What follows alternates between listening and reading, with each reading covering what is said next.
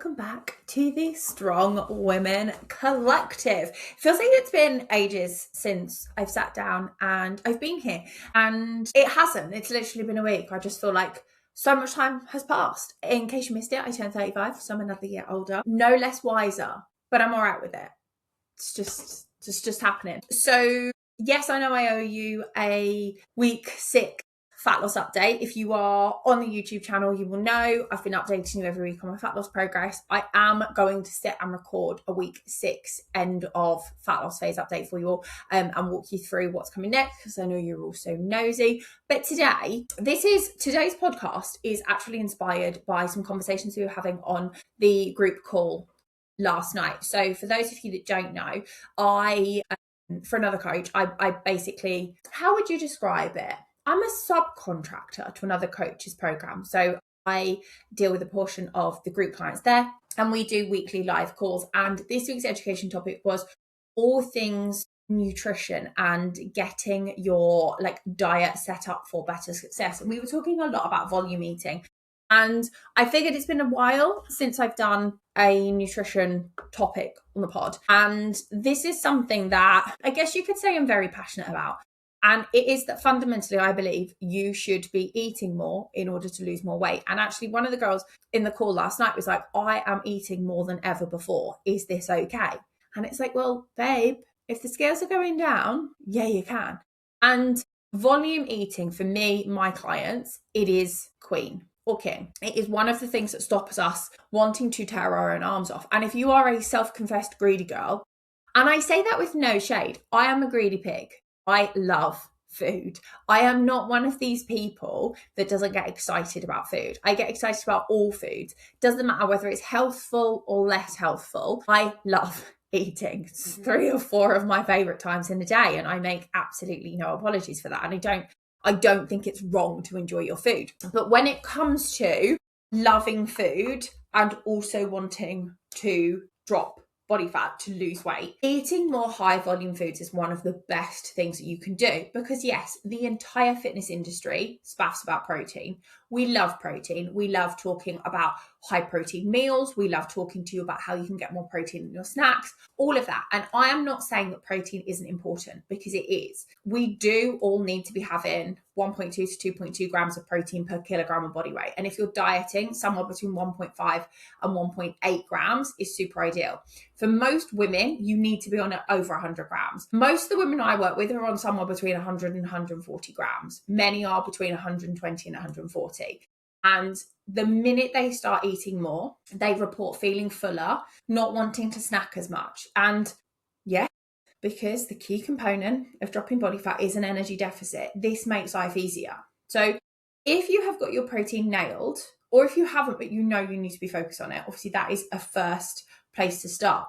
But the thing that we do not want to forget is our low energy density foods, our volume foods. These are things like fruits and vegetables, leafy greens, salads, anything that is going to add a lot of space and a lot of stuff for fewer calories is ideal. And low energy density foods are defined as being 1.5 calories per gram. Okay, you don't need to worry too much about that, but something that is like a high energy density food will be something around 4 calories per gram. So down at the low energy density side of things, we've got a lot of water rich vegetables and fruits. So things like cucumber, celery, lettuce leaves, berries, broth based soups, the things that you can eat large quantities of.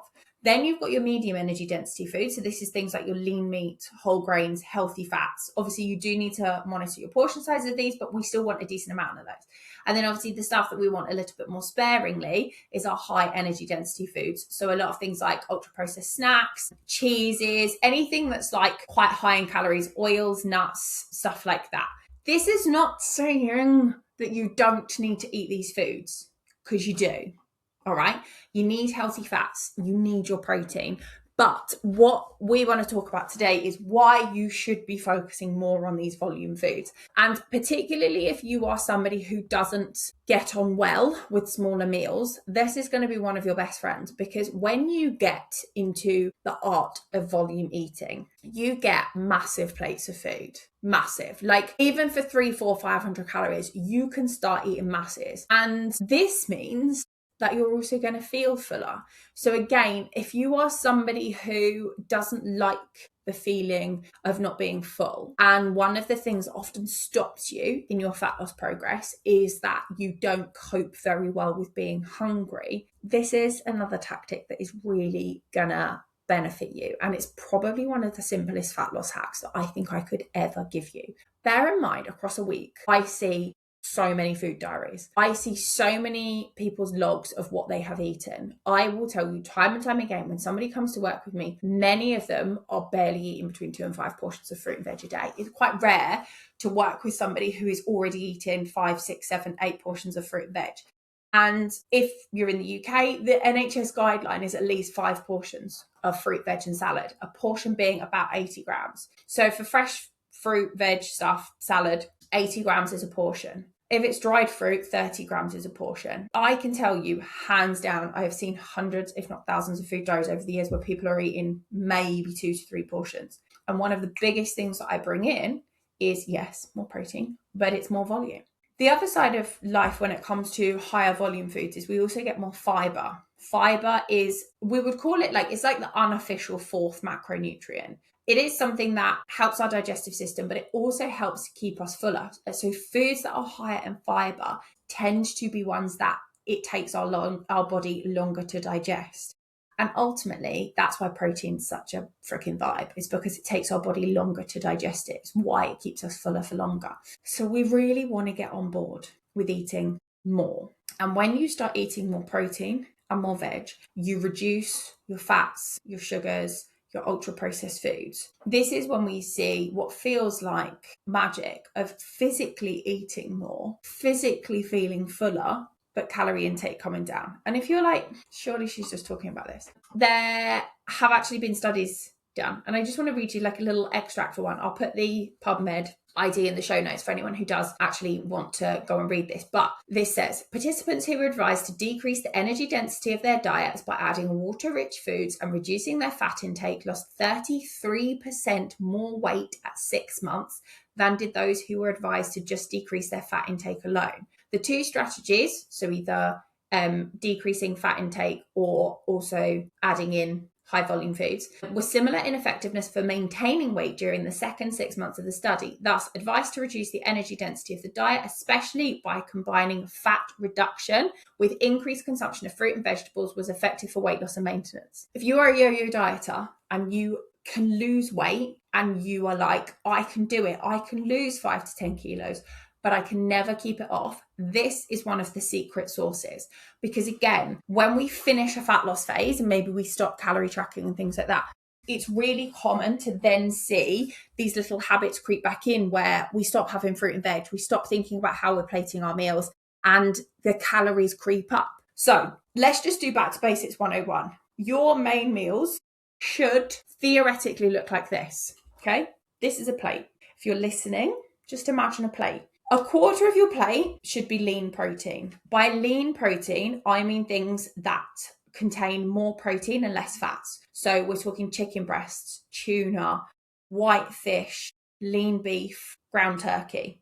Okay. I'm not saying chicken thighs. Chicken thighs would not be considered a lean protein because there's quite a lot of fat in chicken thighs. Sorry. Quarter of your plate wants to be protein. Okay. If you are vegan, veggie, plant-based, you're looking at things like soy, corn, tofu, tempeh, things like that, okay? That's your quarter plate. Quarter of your plate needs to have some protein in it. You're sick of me talking about protein, I know, but I don't care. A quarter of your plate wants to be starchy carbs, ideally things that are higher in fiber. So this is where we're talking grains, beans, lentils, potatoes, fortified cereals, oats, rice, things like that. That's your starchy carbs. Bonus points for anything that's got extra fiber in it. Beans and lentils here are a huge, huge, huge winner. About a thumb-sized portion of your plate wants to be your healthy fats. So whether that's some cheese, nuts, seeds, olive oil. Not masses, but some. Obviously, if you had something like salmon, you've got both your fats and your proteins combined there because salmon is an oily fish. Half of your plate should ideally be fruit, veg, salad, plants. This is the bit where people go wrong. I'm talking 2, 3, 4 portions should be had in every meal. And again, I know not everybody loves a vegetable. Not everybody loves fruit as much as I do. I am somebody who believes there is no such thing as too much fruit and too much veg, okay? If you follow me on Instagram, you'll have seen the size of my plates. But this is one of the biggest things from that volume perspective, because if you're having half of your plate being fruit, veg, salad, whatever, you've got, number one, less room on your plate for the more calorie dense stuff. And number two, you've got more room being taken up in your digestive system by all of this food that you're eating. If you've ever done a comparison of like what 500 calories of veg looks like versus like 500 calories of pasta or 200 and 200, the number doesn't matter. The difference is huge. And I would argue that if you have ever felt like you've quote unquote failed at fat loss before, it's probably a hefty point because of this. My clients know, they get ready with the eye roll, that I am like queen 2 to 3 portions of fruit or veg or salad with every meal. So if we think of like common meals, we've already talked about, you've already heard the protein thing. So slice of toast is not breakfast, but slice of toast with a protein shake or protein yogurt, and then a handful of blueberries, a handful of strawberries, a handful of raspberries, even better, because that's got potentially 3 of your 5 a day right there. You've got a shit ton of fiber. If your fiber is low, by the way, raspberries are one of the best things for you. And yeah, if you want another number to think of, should be aiming for 25 to 30 grams of fiber. You are going to feel fuller. Nobody's saying you can't have a slice of toast for breakfast, but we're just saying pair it with the bits that's going to keep you full. The same as if you are somebody who likes a sandwich for lunch, there's nothing inherently wrong with a sandwich other than the fact that it's normally really piss poor for protein and doesn't keep you full. So if you swap your white processed bread for something granary, grain related, or like a proteiny sourdough, you then add a whole tin of tuna or 100 grams of cooked chicken. Not only are you now sitting at like 25 to 30 grams of protein, you've got some fiber in because of the grains in the bread. And if you then pair that with some chopped up cucumber, carrot, apple, you've got another 1 or 2 portions of your 5 a day. You've got something that is going to fill more space up, which means you don't then need the crisps and the chocolate bar that you would normally pack. Mid-afternoon, you're flagging. This is normally where a chocolate bar or a piece of cake or a croissant or something is going to come in handy. If you swap that for some Greek yogurt with some berries, you're going to get more protein, more fiber. You're then going to be able to get through till dinner. I know some of you might be sat here and being like, God, why is she teaching us to suck eggs? Why does it feel like she's going back to basics? Because I see this time and time again. And I also get, on the flip side, people messaging me being like, yeah, do you know what? When you kicked my ass about my fruit and veg intake, I'm now fuller. I now don't need a snack. I now don't need anything extra between meals. I am full. I am now finding that my 14, 15, 1600 calories doesn't feel so miserable. And this now feels doable. This is why I come back at it time and time and time again, because it truly does feel like one of the most brilliant things when you finally start seeing your fat loss results, but you are not starving and miserable. And this is true, like even if you're on a more aggressive diet, even if you are on 12, 13, 1400 calories, you're going to need this approach, because otherwise you are going to be miserable. Because yes, of course, you could just eat chicken and pasta for lunch. But number one, you are going to get shite all on the pasta front. It's going to be a really pitiful portion. And number two, that meal is not going to hit you on a fullness perspective. And fullness isn't just stomach fullness. It's also feeling satiated. Because obviously, yes, purely, and again, I talk purely from a fat loss perspective right now, you are going to have times where you're not aggressively full and that you do feel like you want to eat more. That does to a degree come part and parcel with fat loss, because you are depriving your body of essential nutrients, right? That's the whole point of creating that energy deficit. But what we're talking about is things that will try and offset it and try and make it that little bit easier.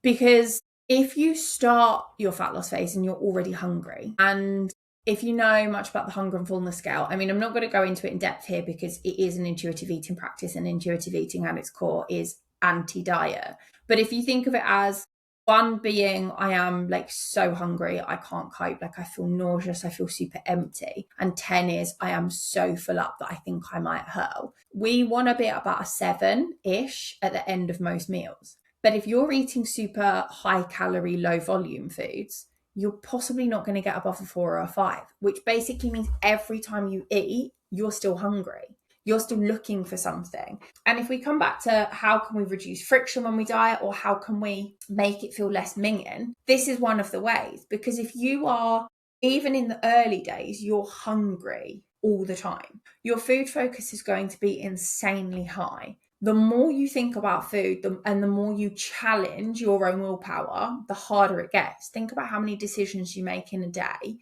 By 6 p.m, are you going to be making the decisions that are in line with your fat loss goals, or are you going to be going for what's convenient? The same as if a meeting runs late and you don't have time for lunch and you haven't prepped something healthy and hearty and filling, and then you run to Tesco and grab the nearest meal deal. Are you going to pick the lower calorie one? No, of course you're not. You're going to be picking the BLT with the packet of McCoy's and the full sugar Coke on the side. So you're just making this process harder for yourself. If you do just one thing this week, whether you're in fat loss or whether you're in maintenance, add an extra portion of fruit, veg, or salad to every single meal. And honestly, I dare you to then come and tell me that you're not feeling fuller. Okay? If you are listening to this and you were just about to start with me inside the Strong Girl Gang, just get ready, because we do a lot of this in here. But ultimately, I am a coach who wants you to achieve the body, the physique, the health of your dreams, and also not be miserable whilst doing it. And this is just one of the ways that it is firmly possible. The other side of things, if you're not thinking about it, fine, but probably going to need to at some point, is that you eating more fruit and vegetables, you increasing your fiber intake, you decreasing the amount of ultra processed food you eat, is also going to improve near enough every single health marker. The better you eat from a health perspective, the more you reduce all-cause mortality. So having a healthier diet, and again, this isn't specifically tied in with fat loss. Health does not equal fat loss, and fat loss does not equal health. But if you are also worried about your health outlook for when you get older, again, eating more fiber, eating more fruit and vegetables is one of the best things that you can do for yourself. So that's your task this week. Add another portion to every single meal and thank me later. That's me for another episode of the Strong Women Collective podcast. I'll be back on YouTube shortly with my week 6 fat loss update, and I'll let you in on how my maintenance break has gone. If you need anything at all of my contact details are in the show notes. And I would also like, just once more, to drop in that we have just 2 spaces left to work with me over the next 8 weeks inside the Strong Girl Gang. Spaces close on Friday or whenever they're sold out. And as of now, we only have 2 spaces left to spend the next 8 weeks with me, training hard, learning how to fuel your body, dropping body fat, gaining muscle, and building your confidence. All of the details you need are in the show notes. Have a gorgeous day wherever you are, and I will be back with you next week. Goodbye.